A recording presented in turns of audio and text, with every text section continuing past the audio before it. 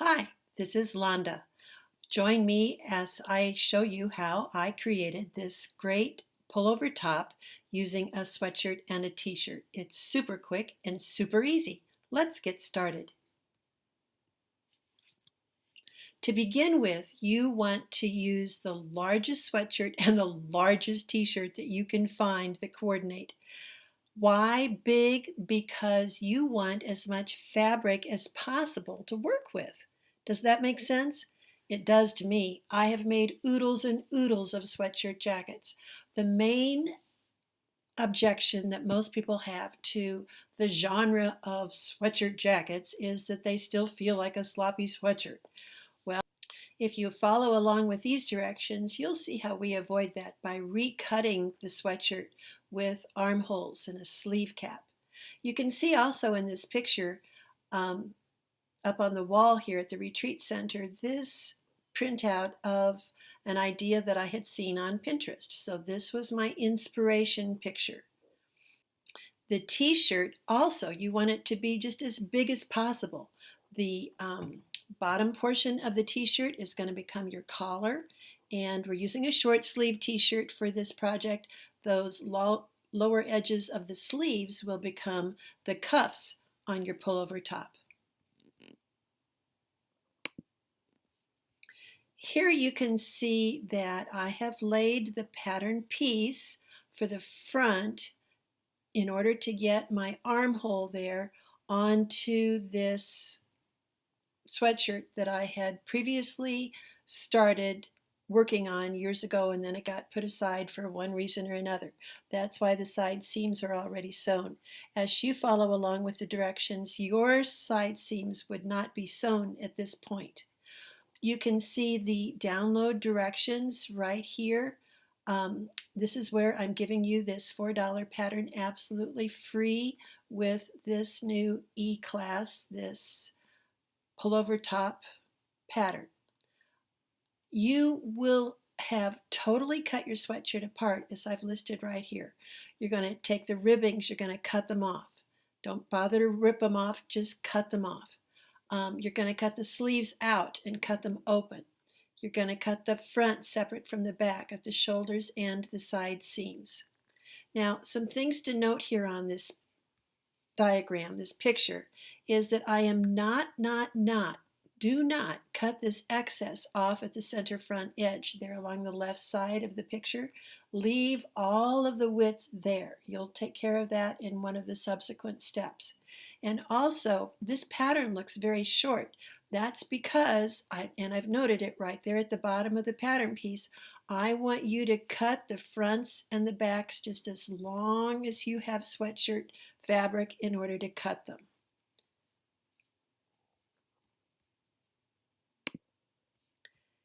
Here again, I'll emphasize that the side seams on this are already sewn because I had started making a jacket out of this. Yours would not be, but you can see here that I've got the neckline, the shoulder seams, and the arms side cut for both the front and the back, and I've left the full excess width at the front of the sweatshirt.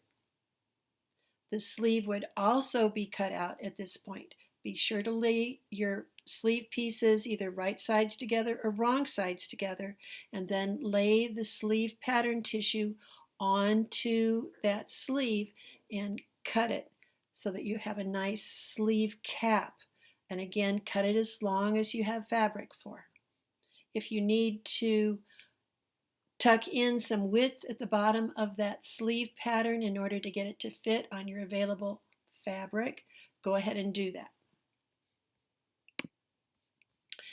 Now, I had done some work here before I actually got to the picture of what you see to the side. So as I've listed there, step number 1, before what you see here, I would have done these things. And this is what you'll need to do: to stay stitch the necklines of the front and the back, to stitch the shoulder seams right sides together if you want the wrong side of the sweatshirt to actually be featured.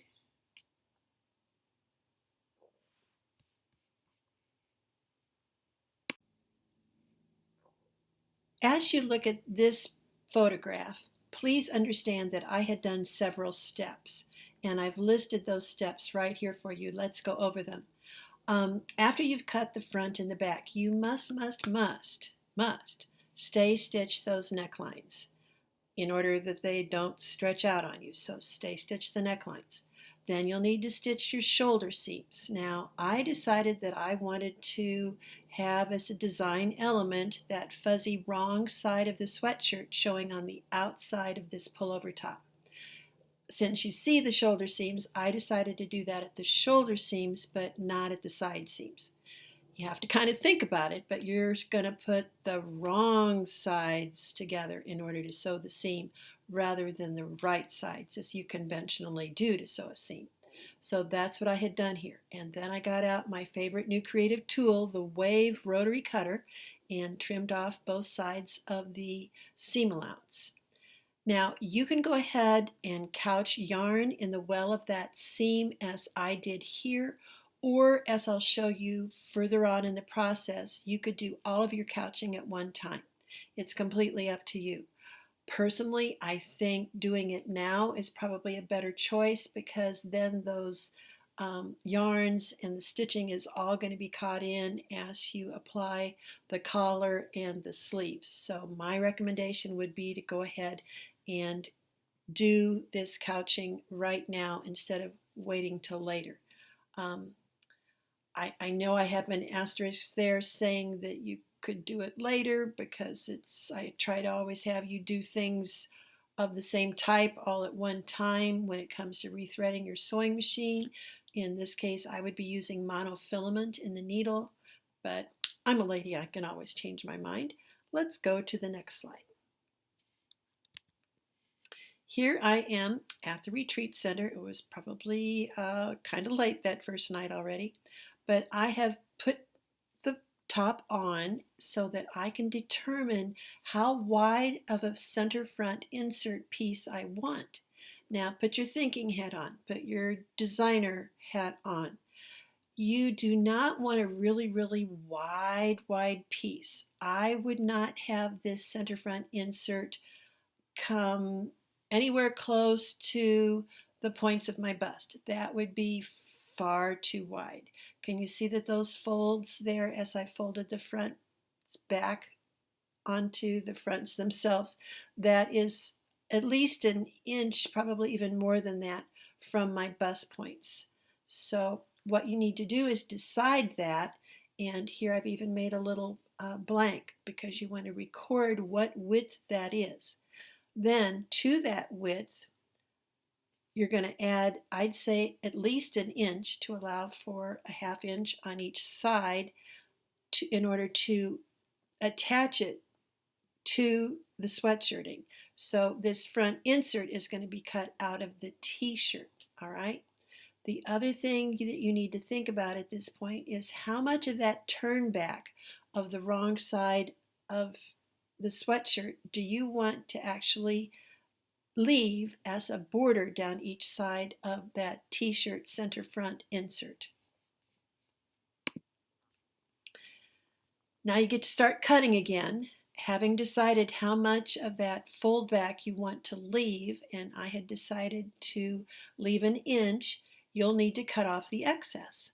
So just get a good scissors, draw a line, and whack that off. But only do it from one side, because what you're going to do next is using this piece as a template.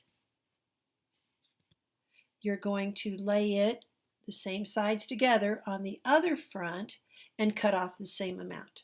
That's making use of one thing that you do on one part of a garment, using that as your pattern piece or your template to do the same thing on the remaining side. Now it's time to get out that t-shirt. And here's where you're going to see why it's so good to have bought a t-shirt just as huge as you could possibly buy it. And this time here, it's September 11th, when I'm taping this, there are almost giveaways in the stores. And go to the men's section because there's where you're going to get the biggest sizes. You could pick up a t-shirt like this for probably $5. Do you see here that I've got my center front laid there, and I'm figuring out where on this tie-dye design I could get enough length if I still allowed for 4.5 inches all the way across the bottom edge, that bottom hemmed edge, because that's what I need to create the collar. You may have to do some piecing. That would be okay for this center front insert. Probably nobody would ever see the seam, especially if it's a print, in order to get enough length. One thing that I'm going to do now that I'm a Tennessean, and everybody around here are crazy University of Tennessee fans, and the color is orange, I'm going to go to the Kmart that's going out of business, and I'm going to pick up some University of Tennessee um, licensed T-shirts or even jogging pants or something, so that I can do one in orange and have that logo business going up the center front insert of my T-shirt. I think if you create something special and creative and totally different as a sports team fan and wear that to the games, you'll get people knocking you on the shoulder saying, "Where did you buy that? You could go into business." Here we are then. This picture just shows that I have cut off the lower hem of the T-shirt, as I've already stated, and I cut it 4.5 inches wide. Most T-shirts will not have side seams. Some of them will, some of them won't, but this is actually a tube, so that's a good thing. Here we are with one of my favorite notions. It's called Wonder Tape. This sticky stuff has a couple of really good properties. Number one, it has paper on one side, and number two, it will not gum up your needle. Number three, it will wash away. So you can see here that I have used my wave cutter then again down that very centermost edge of my sweatshirt to get that nice wavy edge. I have applied this Wonder Tape right down the edge of that center front insert piece. And now I am lapping that folded piece over, and the tape will stick it together so that next thing I could stitch it together. Now, an optional step before you get to this point would be that you could perhaps serge both of the vertical sides of that center front insert. It's up to you. I have a serger. I use my serger a lot, but knits don't ravel. This is a quick and easy down and dirty type pullover top, and I had left the foot pedal and cord to my serger at home in Tennessee, so yeah, I wasn't serging this, but that's okay. It's not going to ravel. It's perfectly fine. The other hint I can give you about Wonder Tape is that it does come in kind of a hard plastic little container on this backing, and you want to keep that tape in something that keeps the air away from it. That will keep it in its best condition to make use of it on your next projects. And here you can see in this picture, I am simply stitching those two edges together. I have come up with the place on my presser foot where I'm going to guide the fold of that fabric, and I'm stitching the two together. I would do that down this side, and then obviously, of course, down the other side of this center front insert. And then I have gone ahead, as you can see here, and I have covered up that stitching by couching down some yarn. I love the Oliver Twist hand-dyed yarns. They have plenty of a number of different pretty yarns in a hank, and right now, September of 2017, I've got quite a few of those up on my website at liquidation pricing, so you might want to check that out. When I couch, I use monofilament thread in the needle. I like Wonder Thread from YLI or Monopoly from Superior. I do not like the silky invisible thread. That being said, what I do is I put that in my needle, and by the way, I would be using a stretch size 75/11 needle in order to sew this knit project, not a ballpoint, but a stretch, and that will work fine with the monofilament thread. The big thing is that you want to set your upper tension to a lower number. What number, it doesn't matter. You just need to set it low enough that you don't see your regular polyester bobbin thread peeking up at each side of the zigzag. You're going to be zigzagging over this yarn. Stitch length, I always set it at 3. Stitch width, as ever wide as you need it to be to hop from one side of your embellishing yarn to the other. Plain and simple. Now it's time to fit it again to figure out exactly where you want your neckline to be.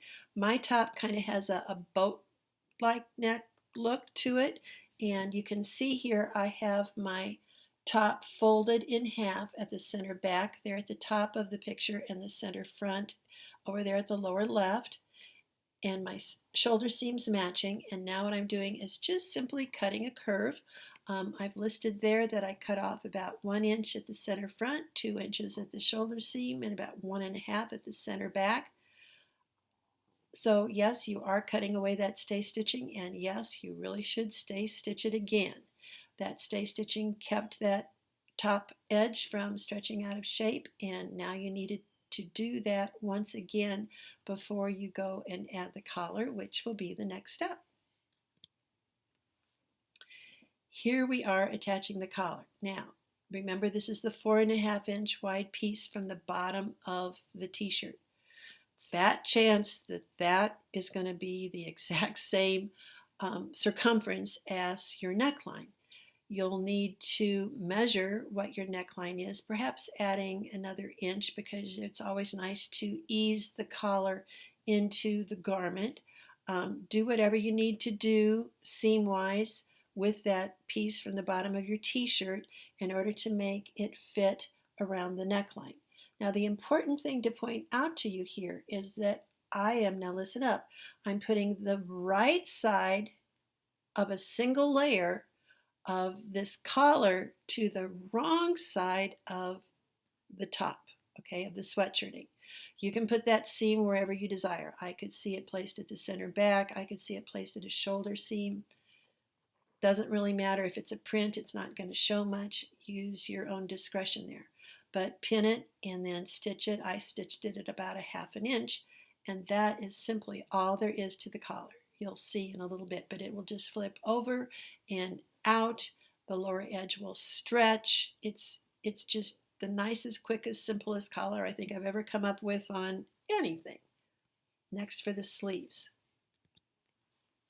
Now it's time to insert the sleeves.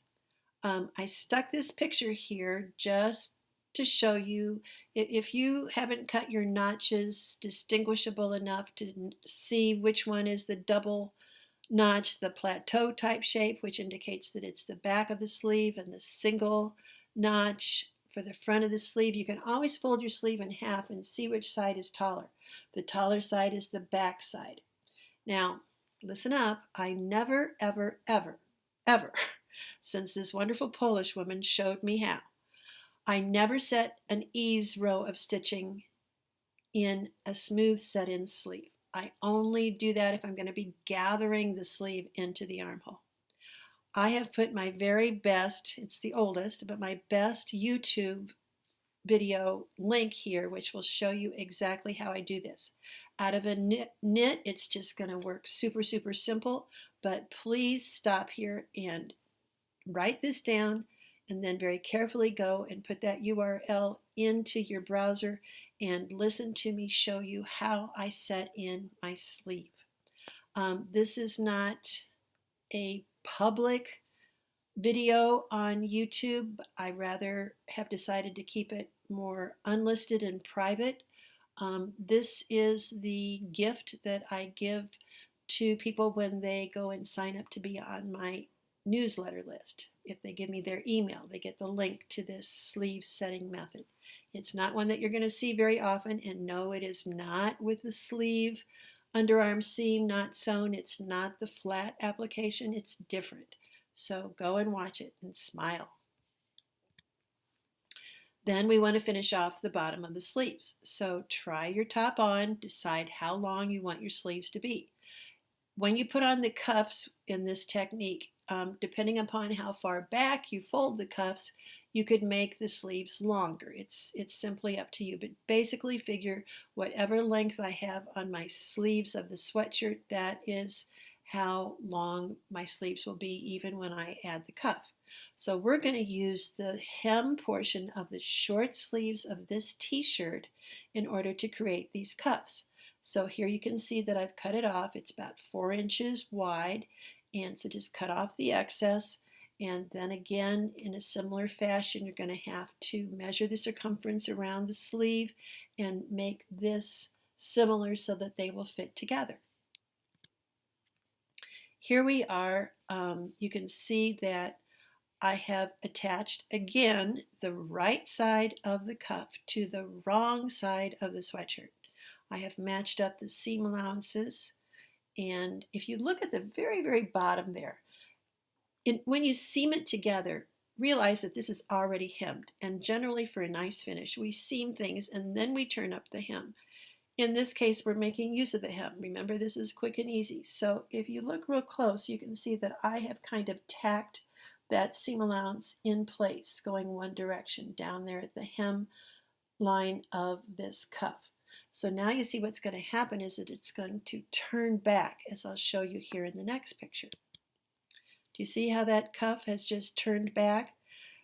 You could decide exactly what length you want this to be. It could be turned all the way back so that that edge of the sweatshirting is right there at the right hand side, the lowermost edge of your sleeve. Or you could have it a little bit longer. If you want it to always stay in place, then tack it down, stitch it in place. This picture really is showing now embellishing with your yarn by couching it right down the middle between the 2 rows of stitching that cover hem that's done commercially to hem the sleeves and the lower body of your t-shirt. It's just giving it some extra. You wouldn't have to do this, but I think it's pretty cool, and we've already talked about how I do that. You can see in the photograph at the right on this slide the nice finish that you have on the inside of the collar, and you'd have the same nice finish on the inside of the cuff because you put the right side of those t-shirt pieces to the wrong side of the sweatshirt part of the top.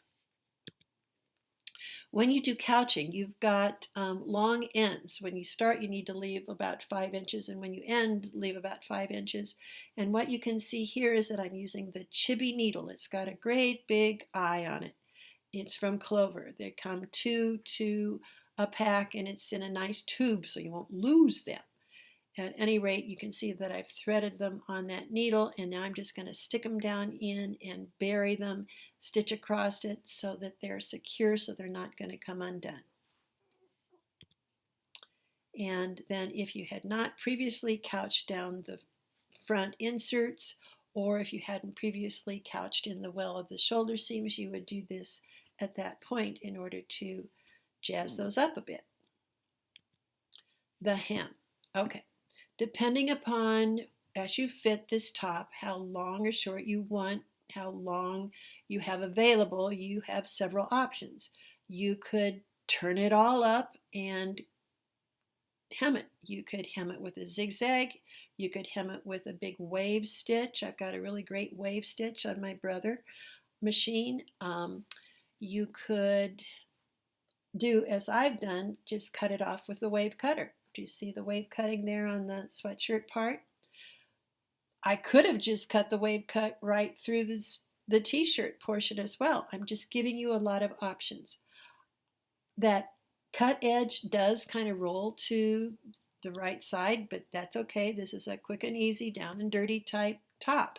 That's so much of what's out there, even in the fancy, expensive clothing. So why put a lot more time and effort into it than you probably even have to put into it in the first place? Do it, get it done, have fun, and go on.